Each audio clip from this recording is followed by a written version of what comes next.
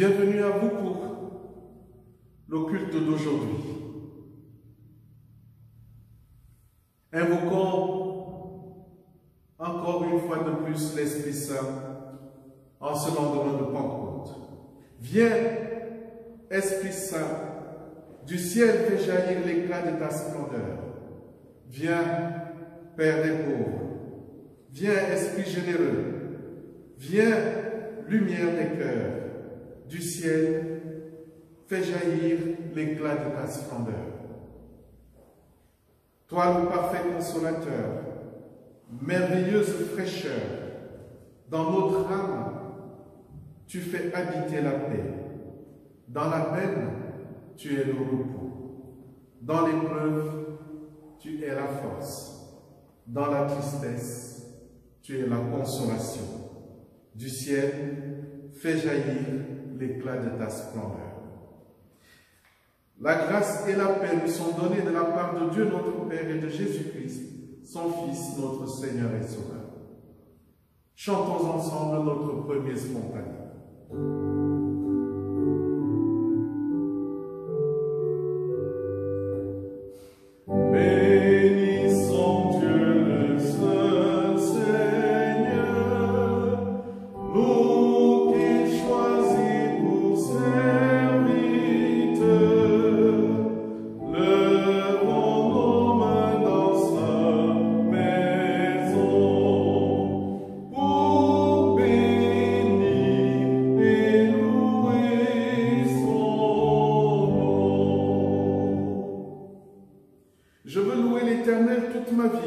Je veux chanter pour mon Dieu tant que j'existe. Ne compte pas sur la puissance humaine. Elle ne peut sauver. Quand son souffle s'en va, elle retourne à la terre et ce jour-là meurent les projets humains.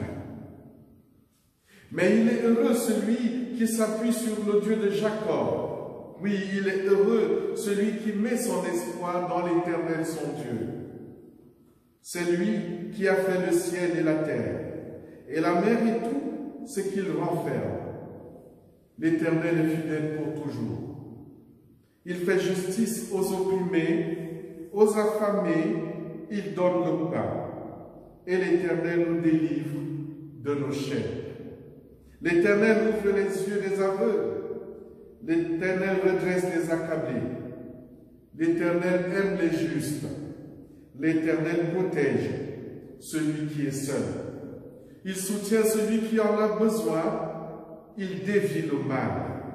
D'âge en âge, l'Éternel régnera. Il est ton Dieu, ô Jérusalem, pour toujours. Louons le Seigneur avec « Oh, que ces choses belles !»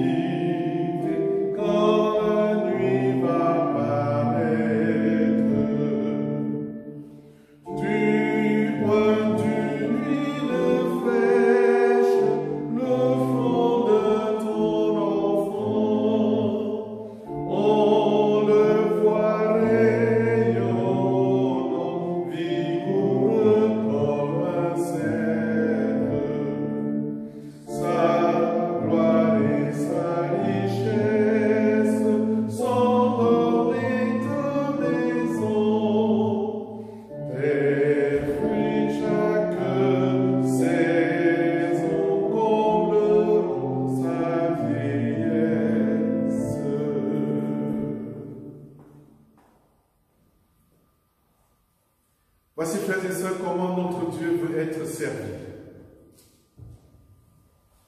Jésus-Christ, dans son enseignement, nous disait Comme le Père m'a aimé, je vous ai aussi aimé. Demeurez dans mon amour. Si vous gardez mes commandements, vous demeurez dans mon amour, de même que j'ai gardé les commandements de mon Père et que je demeure dans son amour. Je vous ai dit ces choses afin que ma joie soit en vous et que votre joie soit parfaite. C'est ici mon commandement. Aimez-vous les uns les autres comme je vous ai aimés. Il n'y a pas d'amour plus grand que de donner sa vie pour ses amis. Vous êtes mes amis si vous faites ce que je vous commande. Nous chantons le spontané suivant.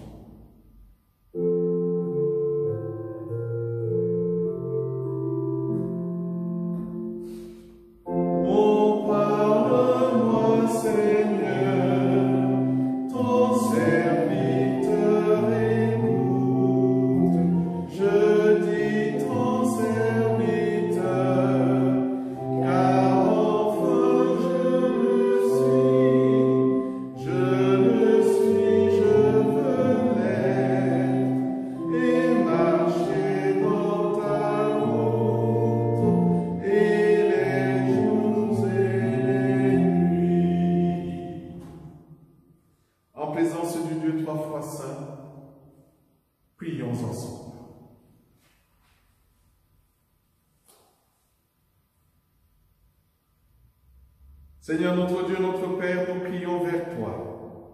Écoute notre appel. Oui, Seigneur, que ton oreille se fasse attentive au cri de notre prière. Humblement, Seigneur, nous te supplions. Pardonne-nous nos fautes. Car si tu ne nous pardonnes pas, qui peut résister? Qui peut subsister? Notre pardon se trouve auprès de toi. Oui, Seigneur, donne-nous de te respecter. Nous espérons et nous attendons ta parole. De ce qui nous pèse et de ce qui nous fragilise, Seigneur, dis seulement un mot. Ce mot victorieux, pour que nous soyons guéris. C'est toi que notre âme attend beaucoup plus qu'un veilleur ne guette l'aurore. Oui, Seigneur, notre Dieu, notre Père, c'est toi qui nous rassemble en un seul peuple. Et c'est toi qui nous pardonnes nos péchés.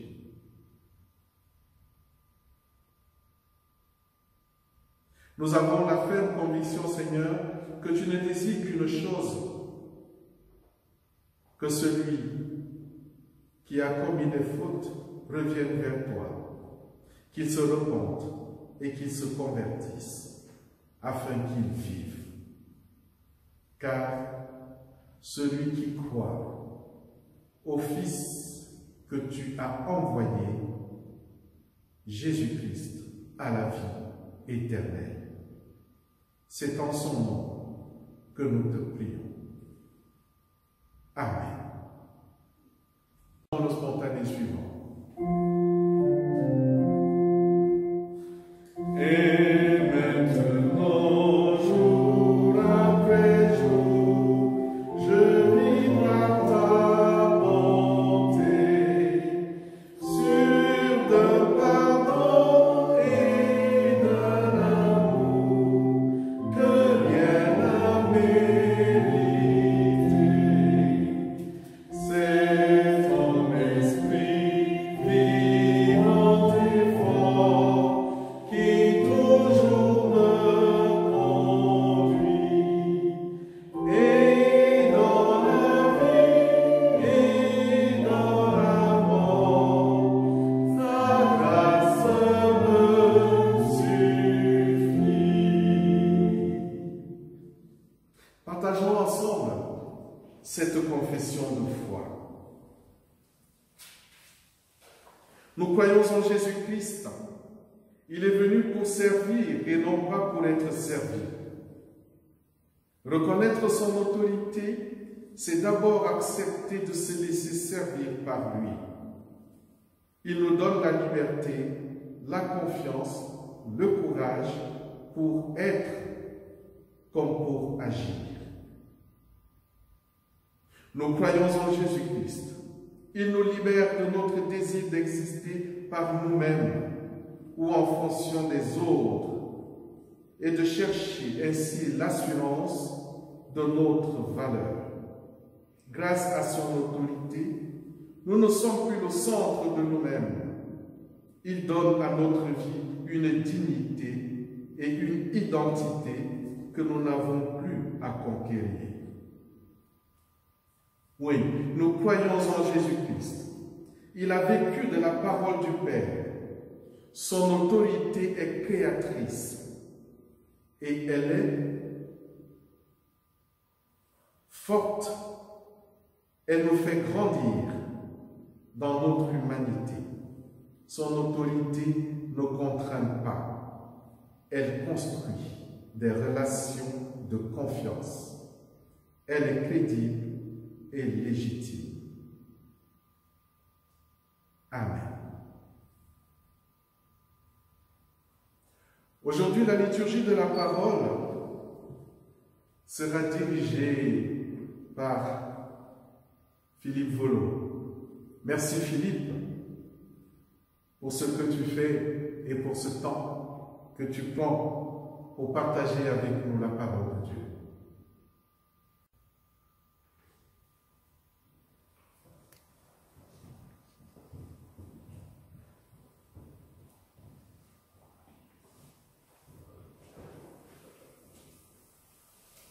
Chers frères et sœurs, chers amis, avant de lire les Écritures, nous prions afin qu'elles deviennent pour nous paroles de vie.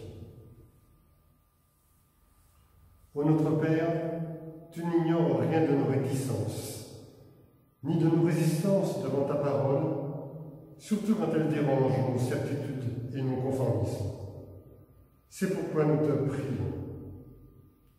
Que ton esprit nous accorde un cœur ouvert et une intelligence bienveillante à l'accueil de ta parole.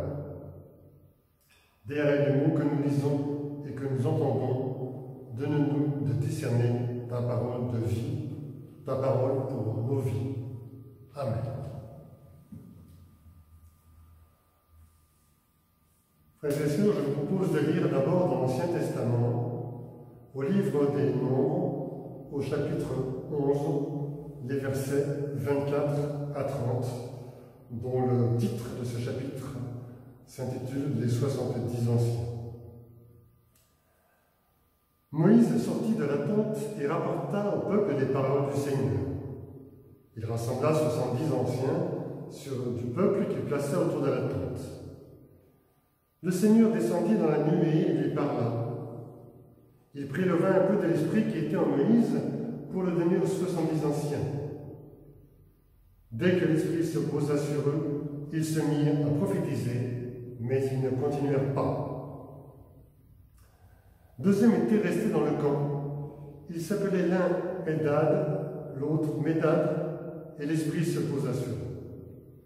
Ils étaient en effet sur la liste, mais ils n'étaient pas sortis pour aller à la tente, et ils prophétisèrent dans le camp. Un garçon courut avertir Moïse et dit « Eldad et Médad sont en train de prophétiser dans le camp. » Josué, fils de Nun, qui était l'auxiliaire de Moïse depuis sa jeunesse, intervint. « Moïse, mon Seigneur, arrête-les. » Moïse répliqua alors « Serais-tu jaloux pour moi? Si seulement tout le peuple du Seigneur devenait un peuple de prophètes, sur qui le Seigneur aurait mis son esprit. » Moïse se retira dans le camp, ainsi que les anciens d'Israël. Nous poursuivons nos lectures dans le Nouveau Testament, dans le livre des Actes des Apôtres, au chapitre 2, le discours de Pierre qui suit la Pentecôte, le récit de la Pentecôte. Alors s'éleva la voix de Pierre qui était là avec les 11, et il s'exprima en ces termes. Hommes de Judée, et vous tous qui résidez à Jérusalem, comprenez bien ce qui se passe et prêtez l'oreille à mes paroles. Non, ces gens n'ont pas bu, comme vous le supposez, du bon vin. Nous ne sommes en effet qu'à 9 heures du matin. Mais ici se réalise cette parole du prophète Joël.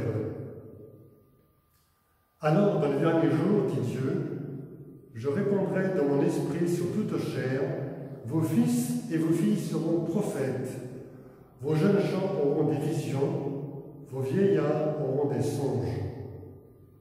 Oui, sur mes serviteurs et sur mes servantes, en ces jours-là, je répandrai de mon esprit et ils seront prophètes. Et enfin, nous terminons la lecture dans la première épître aux Corinthiens, ces paroles de l'apôtre Paul au chapitre 14, versets 1 à 3 de ce chapitre 14. Recherchez l'amour. Ayez pour ambition les phénomènes spirituels, surtout la prophétie. Car celui qui parle en langue ne parle pas aux hommes, mais à Dieu. Personne ne le comprend son inspiration. Il énonce des choses mystérieuses. Mais celui qui prophétise parle aux hommes. Il édifie, il exhorte, il encourage.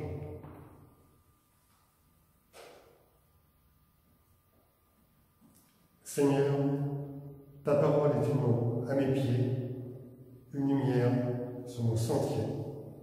Sanctifie-nous par la vérité. Amen.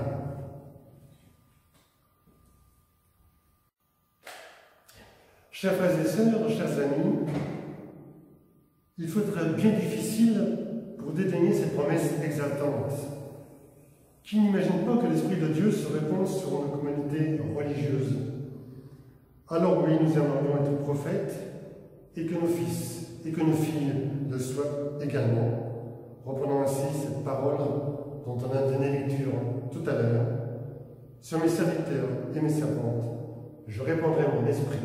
Ils seront prophètes. Rappelons cependant à titre liminaire que ce mot s'est détaché de son sens biblique dans le langage courant. En effet, prophétiser, ce n'est certainement pas prédire l'avenir, mais c'est proclamer ce que Dieu attend de nous. Alors, quand l'apôtre Paul nous dit « Ayez pour ambition les phénomènes spirituels, surtout la prophétie », nous pensons que nous avons finalement ce qu'il faut avec la parole de Dieu. Quant à la force des prophéties, on s'est dit que c'était valable dans le contexte de l'Église primitive, qui était celui de la persécution et de l'espoir du retour imminent de Jésus-Christ. Plus récemment, pour nous, protestants français, on se dit que c'était valable dans le contexte de résistance, dans les montagnes séminoles insurgées après les révocations de l'édit de Nantes interdisant le protestantisme. Penser en ces termes de prophétie serait donc être quelque peu en décalage avec notre époque, autrement dit être soit un doux illuminé ou soit un dangereux fondamentaliste. Alors non, nous n'avons plus besoin de prophètes pour protester contre les abus de pouvoir, ni pour dénoncer l'injustice et la misère. Je comprends vos réticences. Presque tous les prophètes ont dans un premier temps résisté à l'appel intérieur qu'ils ressentaient. Ce n'est pas de l'ordre de l'ambition humaine d'être prophète, c'est plutôt de l'ordre de l'ambition de Dieu. À travers certains hommes ou certaines femmes, quelles que soient leurs origines ou leurs conditions. Oui, c'est bien l'ambition de Dieu de nous rencontrer, de nous mettre en action, de nous révéler des projets que notre raison seule ne pourrait accepter et que notre imagination ne pourrait inventer. Car le Seigneur se cherche en permanence des porte-paroles pour faire partager sa volonté. La prophétie de Joël, rappelée intégralement par l'apôtre Pierre dans les Actes des Apôtres, ne fait du reste que répondre aux vœux de Moïse, qui disait au livre des Nombres, je rappelle, « Si seulement tout le peuple du Seigneur devenait un peuple de prophètes sur lequel le Seigneur aurait mis son esprit. » Dans la première alliance, comme dans la seconde, ces prophètes, ces disciples, qui contribuent étroitement à l'action de Dieu dans le monde, ne présentent pourtant aucune prédisposition naturelle. Ce sont le plus souvent des gens humbles, de petites conditions, mais des gens qui deviennent soudainement des êtres saisis par la présence de Dieu. Et cette visite inattendue de l'Esprit est d'abord une révélation de l'amour sans limite que le Seigneur porte à sa créature. Parce que dans ce saisissement même, l'homme connaît une expérience d'amour, une passion tellement forte que les visions qu'il exprime sont souvent marquées par l'étrangeté, voire par la violence des mots employés. Un amour tellement incroyable que son passage par le cœur de l'être humain lui fait dépasser les limites de son langage et de ses capacités habituelles.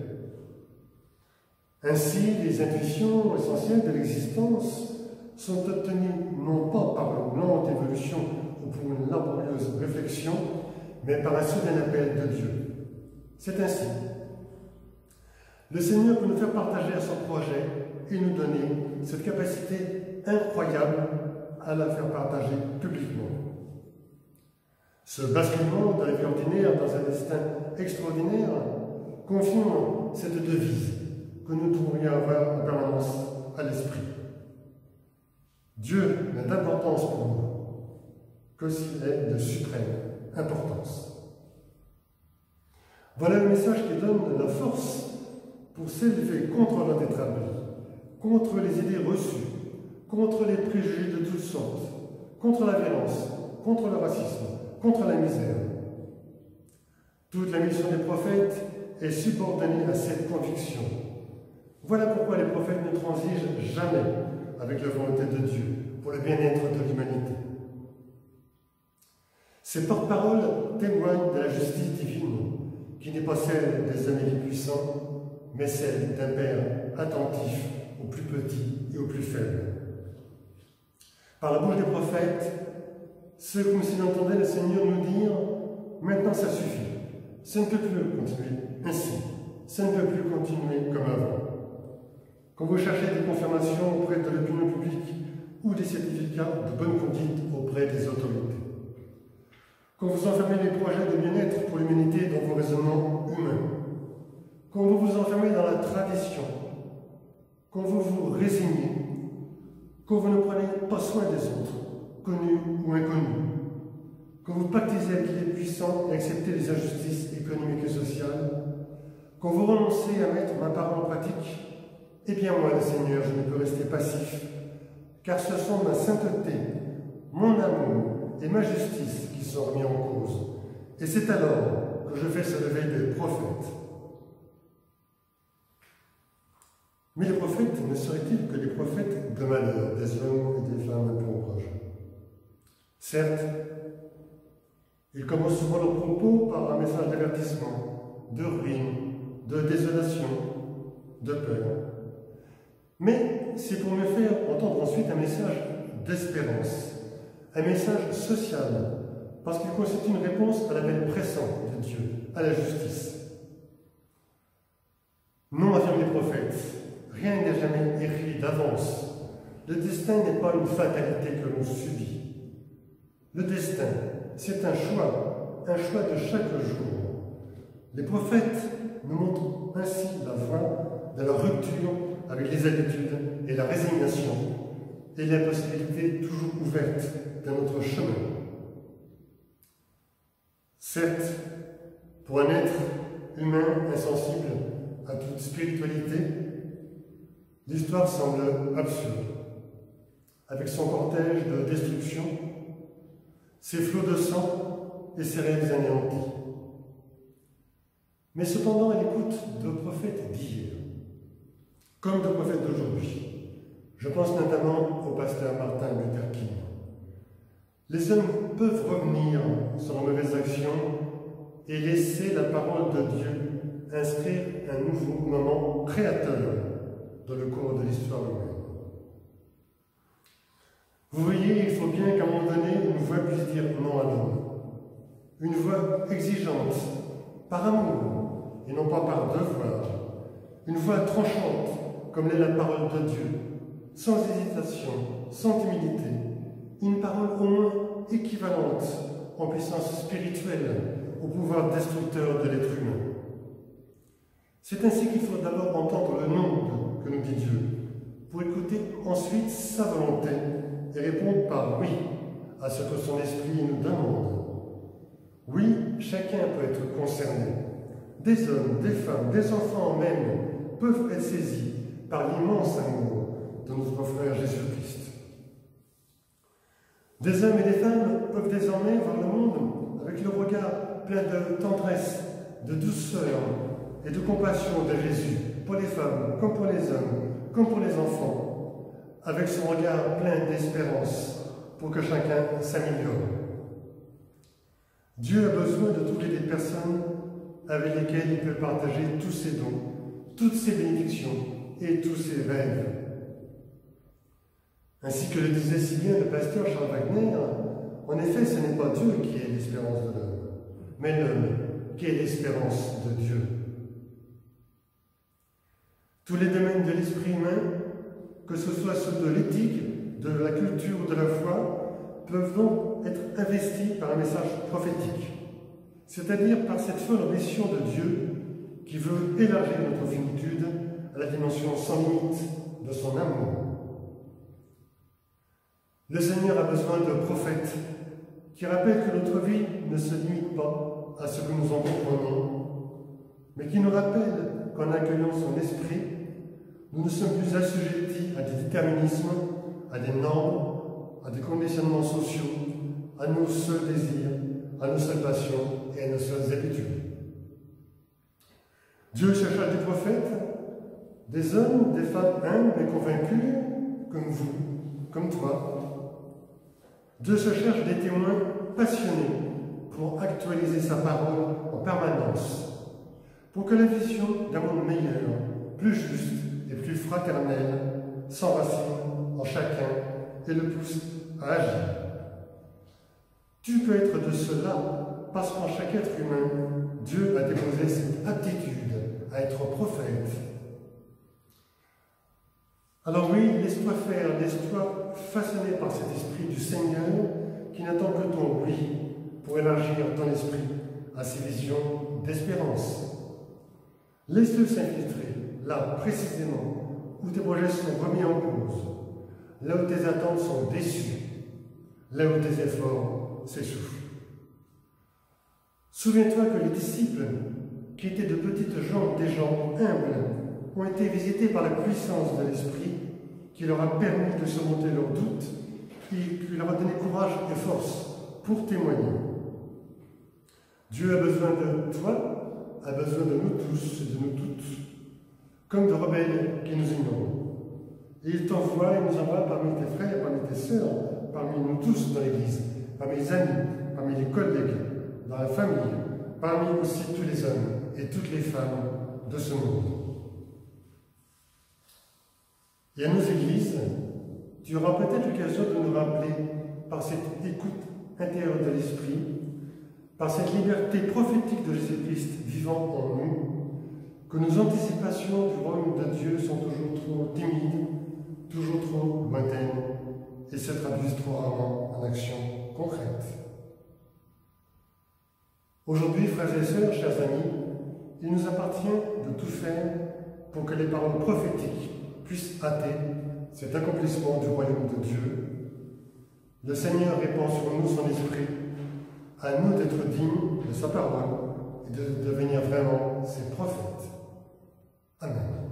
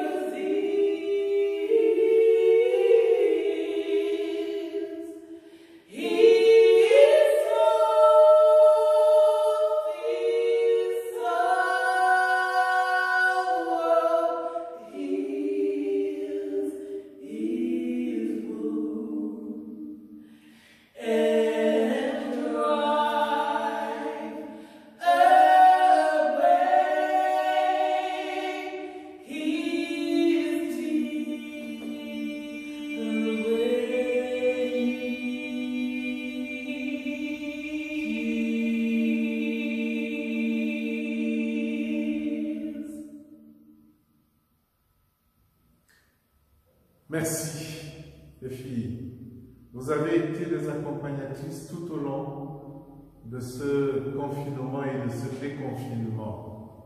Et merci à Philippe pour ce beau message. Et je crois que nous avons entendu, nous avons compris. Dieu veut de nous des prophètes. Nous allons chanter maintenant Esprit Saint, Dieu de lumière. Nous chanterons les strophes 1, 3 et 5.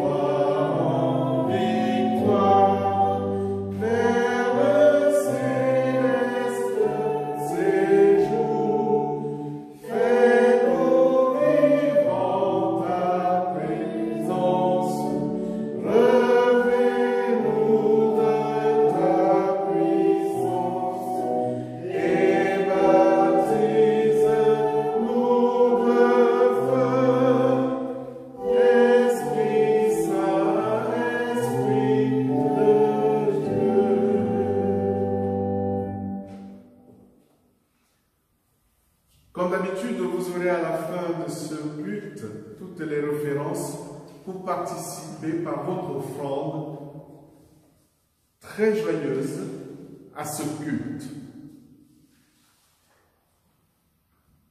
C'est vrai, nous sommes en plein déconfinement et nous nous proposons de recommencer en présence les cultes dimanche prochain. Bien sûr, nous sommes désolés, le nombre est bien sûr limité, mais c'est avec joie que nous retrouverons ceux qui seront là les premiers, bien entendu, avec toutes les conditions de sécurité sanitaire qui nous sont demandées et qui sont appliquées aussi chez nous dans le temple. Merci à vous et merci à vous qui vous déplacerez.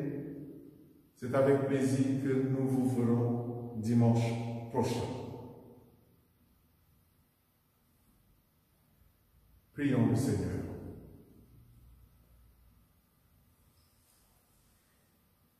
Seigneur notre Dieu, notre Père, nous voulons te dire merci.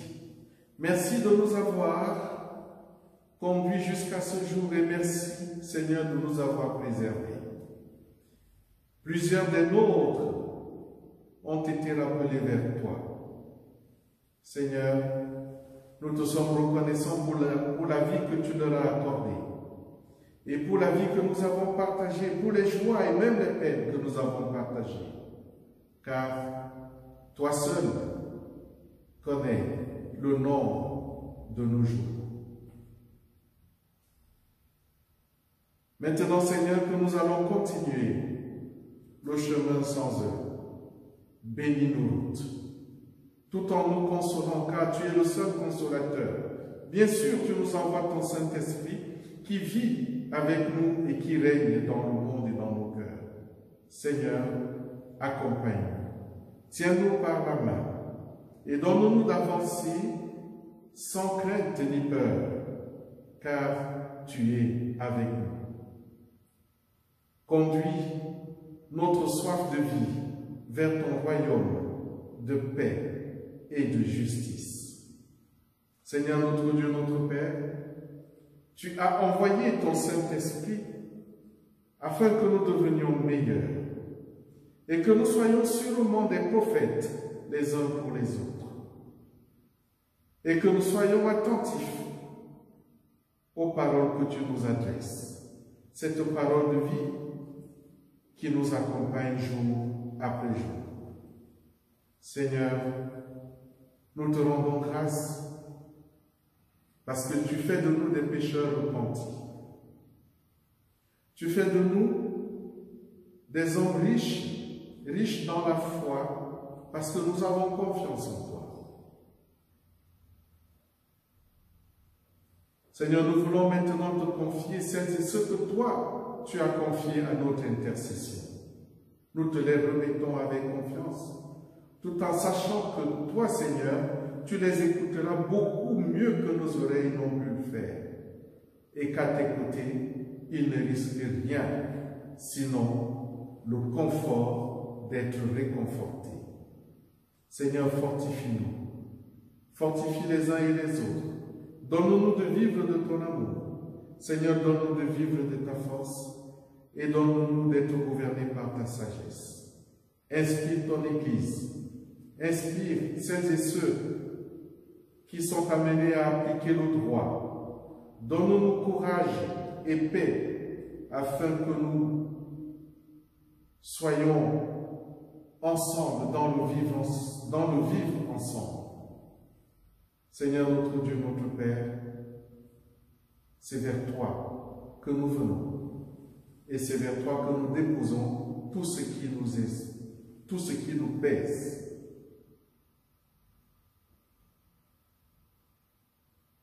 Seigneur, sois attentif à notre prière. Nous te le demandons au nom de Jésus-Christ qui nous a appris à prier ainsi. Notre Père, qui es aux cieux, que ton nom soit sanctifié, que ton règne vienne, que ta volonté soit faite sur la terre comme au ciel. Donne-nous aujourd'hui notre pain de ce jour. Pardonne-nous nos offenses, comme nous pardonnons aussi à ceux qui nous ont offensés. Et ne nous laisse pas entrer en tentation, mais délivre-nous du mal, car c'est à toi qu'appartiennent le règne, la puissance et la gloire au siècle des siècles. Amen.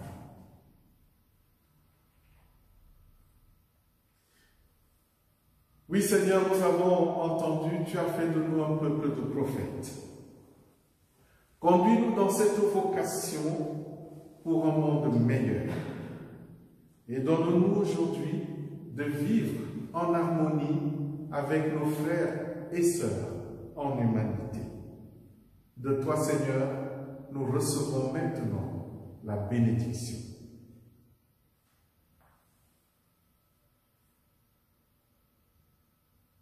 Que l'amour de Dieu le Père, la grâce de Jésus-Christ le Fils et la consolation de l'Esprit Saint soient avec nous tous. Allons tous dans la paix, dans la joie et dans l'amour de notre Seigneur Jésus-Christ. Amen. Nous chantons notre dernier spontané.